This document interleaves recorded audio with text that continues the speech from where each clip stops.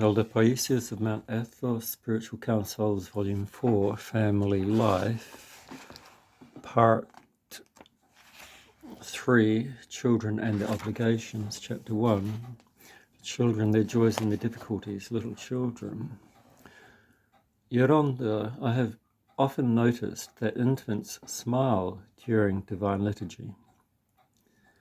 They don't only do this during Divine Liturgy, babies are in constant touch with God, for they are free of concerns. What did Christ say about little children? In heaven their angels do always behold the face of my Father who is in heaven. Matthew 18:10. They are in constant communication with God and with their guardian angel who is continually by their side. In their sleep they sometimes smile and sometimes cry because they see many things. Sometimes they smile when they see their guardian angel and play with him. He caresses them, teases them, plays with their hands. And sometimes when they see a scene of the evil one, they start to cry. Why does the evil one go to infants? Even this is helpful to them, for when they feel the need to seek out their mother,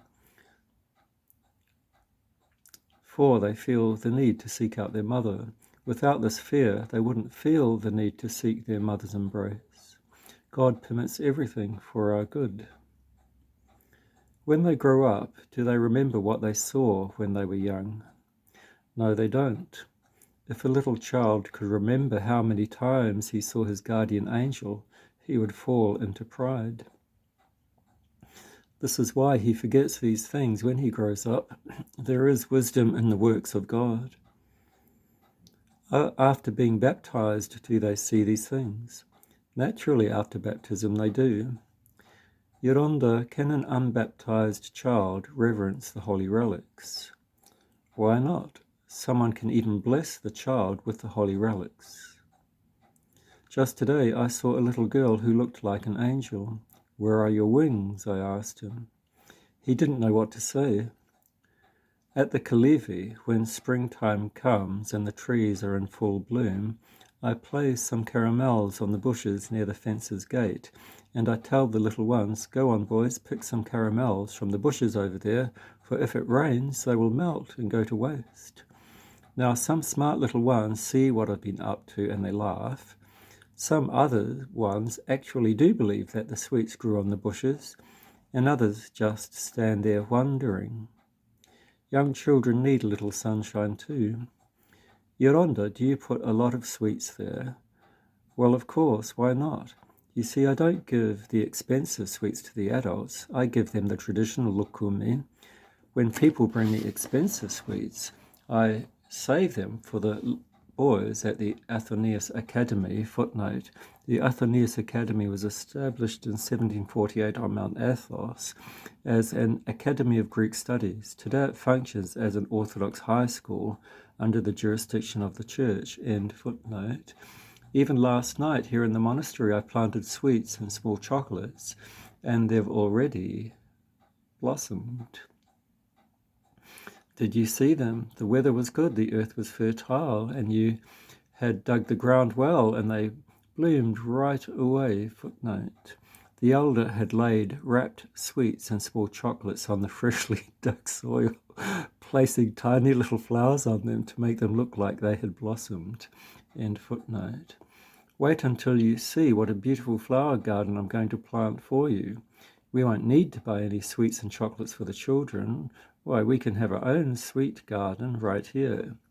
Yolanda, some pilgrims who saw the sweets you planted in the garden were puzzled and thought to themselves, some children must have put them there. Didn't you tell them that it was an older child who planted them? The guardian angel protects children. Yolanda, why does God give a guardian angel to each person when he himself can protect us? This is God's particular care for his creation. The guardian angel is God's economy, providence. We are in debt for this. The guardian angels are especially protective of the young children. Oh, how they watch over them. Once 2 little children were playing out on the street One was aiming to throw a stone at the other one's head. The other child couldn't see this. At the last instance, his angel diverted his attention and he quickly moved aside and was saved. Another time, a mother had taken her baby to the field. She nursed the baby, placed him in his cradle and went to work in the field. Some time later, she went to check on her child and couldn't believe her eyes. The baby was holding a snake and looking at it. You see, after the breastfeeding, a drop of milk had remained on the baby's lips. The snake went to lick the milk with its tongue, and the child grasped it with his hand. The mother started screaming. The baby got frightened, opened his hand, and the snake glided away. God protects the children. Then you wonder, why is it that many children suffer from illnesses and so on? God knows what will benefit each person, and he provides accordingly. He won't give something which will not be of benefit to the person. For example, he sees that it will benefit us more if he gives us a weakness or a disability than if he protects us from being harmed or disabled. Baptism. You wonder what will become of the departed people of northern Epirus who weren't baptized. Well, most of them had been air-baptized, footnote. When the life of a newborn is endangered, then even a layperson can baptize him in the name of the Holy Trinity by raising the newborn in the air and making the sign of the cross with him by their parents. There are also nurses who air-baptize babies. One nurse baptized a baby in a basin full of water. She thought this was better than an air baptism, but God saw her good intentions. The newly illumined Christians have so much grace.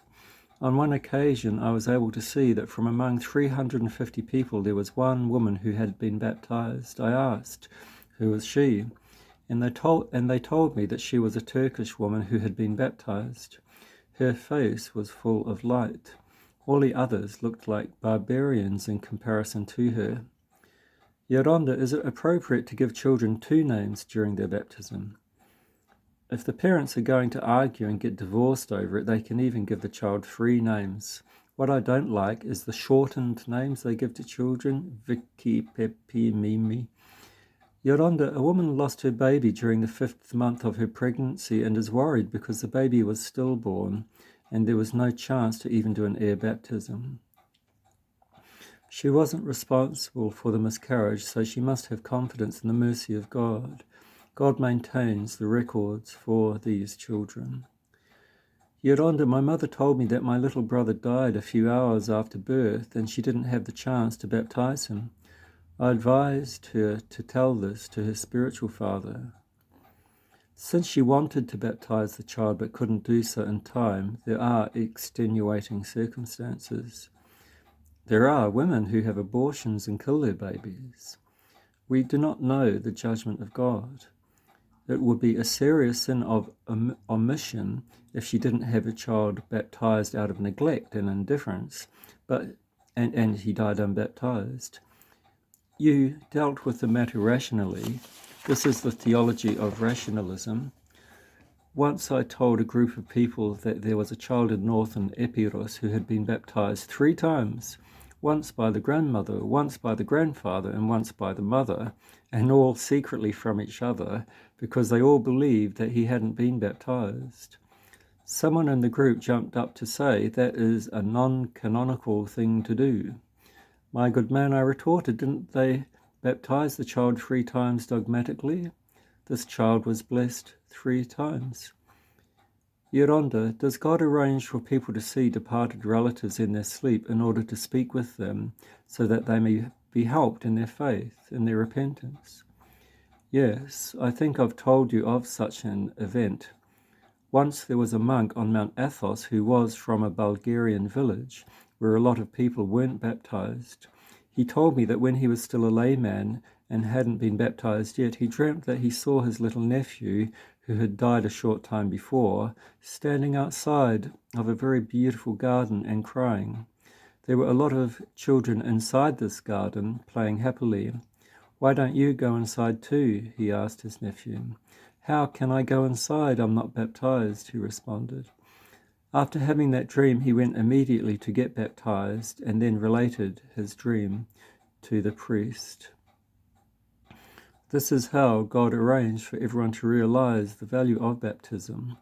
Following this event, the villagers started baptizing their children.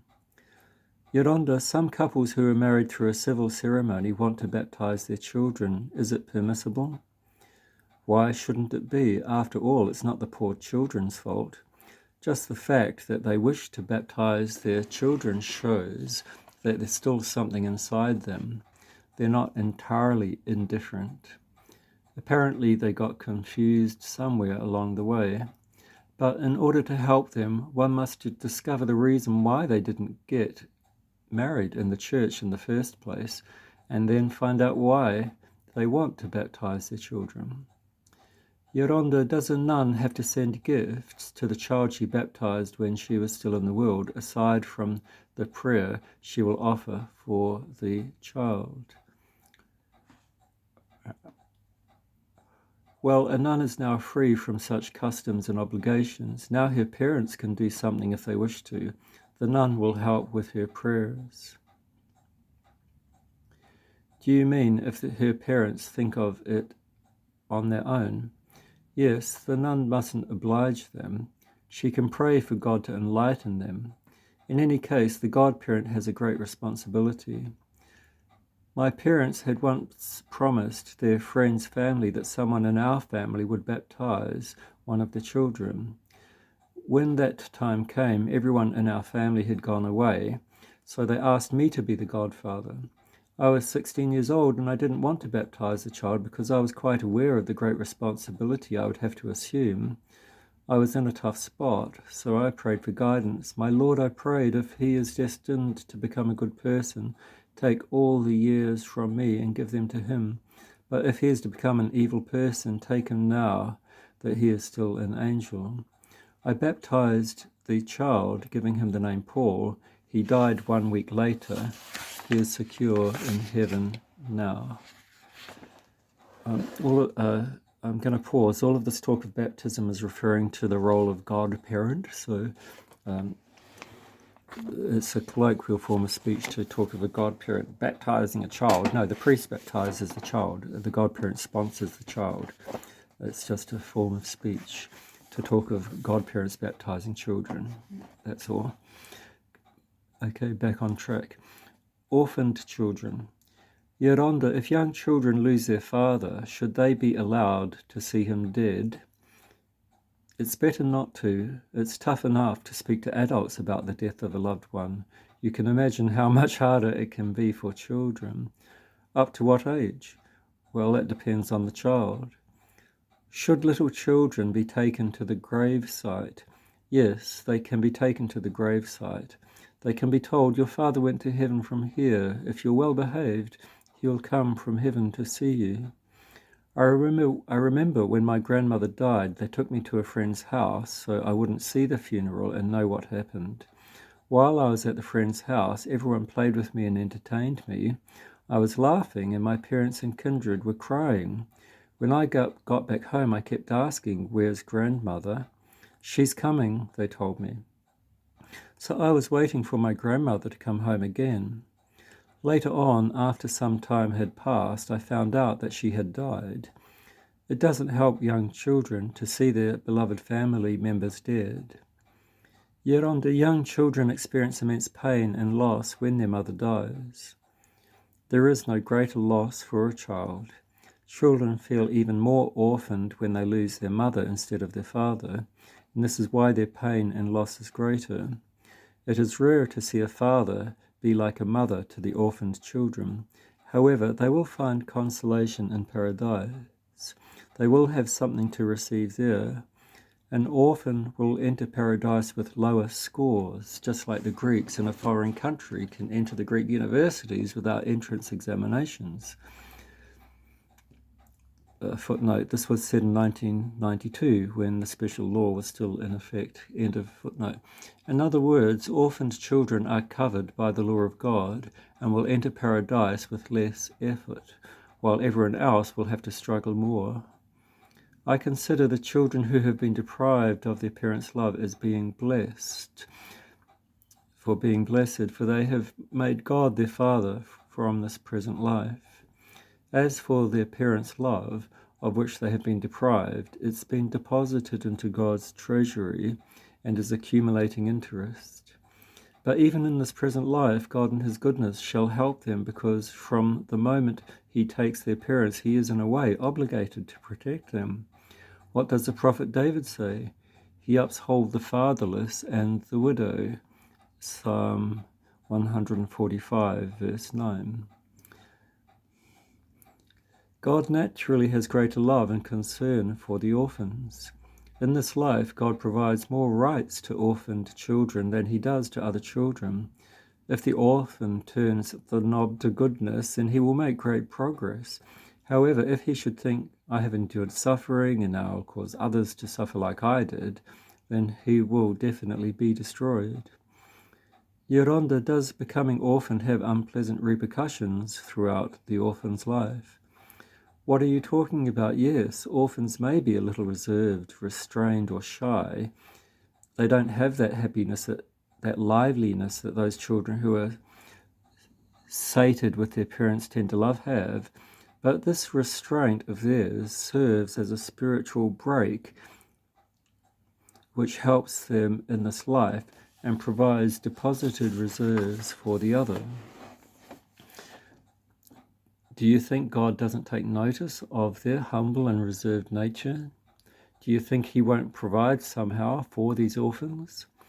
This is why we must embrace the orphan, especially the one who has lost his mother, with pain and with fervent love, to give him warmth and to encourage him until he opens his heart.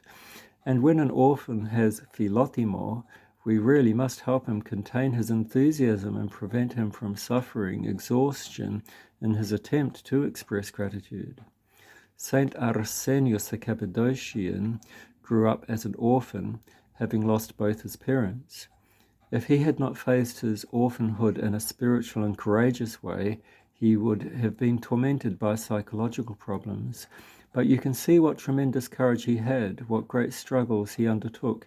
And what really amazes me is that his bones were soft like cotton, like a sponge.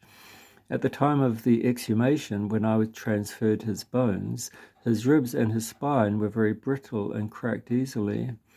Only 2 spinal discs, his pelvis and his tibia and fibula, were somewhat strong.